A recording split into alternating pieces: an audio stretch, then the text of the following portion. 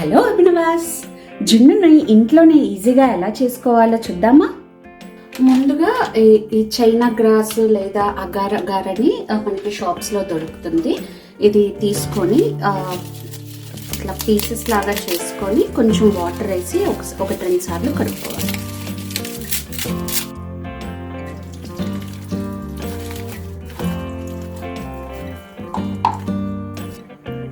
కడుక్కున్న తర్వాత వేడి నీళ్ళు అలా కొంచెం వేసుకొని ఒక 10 నిమిషాలు అలా ఉంచుకుంటే అదంతా కరుగుతుంది. ముద్దలు రాకుండా ఉండడానికి ఇది చేస్తున్నాం. ఇప్పుడు ఇంకో ప్యాన్లో పాలు పోసుకొని, నేను ఇప్పుడు అది 15 గ్రామ్స్ ఆఫ్ చైనా గ్రాస్ ఉంది, సో దానికి ఒక ½ లీటర్ మిల్క్ తీసుకుంటున్నాను. పాలు పొంగొచ్చే వరకు కాగబెట్టుకోవాలి. పాలు అలా పొంగొచ్చిన తర్వాత నేను బెల్లం పొడి వేసుకుంటున్నాను. షుగర్ కూడా వేసుకోవచ్చు. అది వేసుకొని బెల్లం కరిగే వరకు అలా కొంచెం కలుపుతూ ఉండాలి.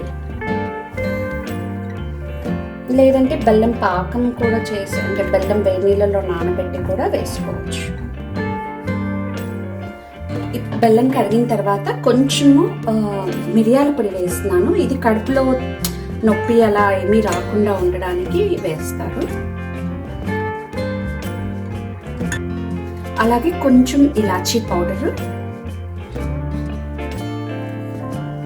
కలుపుకున్న తర్వాత ఇందాక వేడి నీళ్ళలో నానబెట్టుకున్న అగార్ ఇలా అయిపోతుంది, ఉండలు లేకుండా వస్తుంది. ఇప్పుడు ఇది పాలల్లో వేసేసి కలుపుకోవాలి.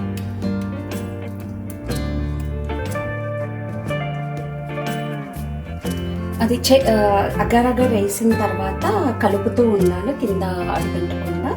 అది మొత్తం డిజాల్వ్ అయిపోతుంది. కొంచెం దగ్గరికి రానివ్వాలి పాలు మరిగించి. ఇలా కాగపెట్టుకున్న పాలని ఇప్పుడు ఏ బౌల్లో కావాలో ఆ బౌల్లో వేసి కొంచెం పోసేసుకొని చల్లారనివ్వాలి. అది చల్లారిన తర్వాత పైన కొంచెం మిరియాల పొడి వేసుకొని ఫ్రిడ్జ్లో పెట్టుకుంటే రెడీ అయిపోతుంది.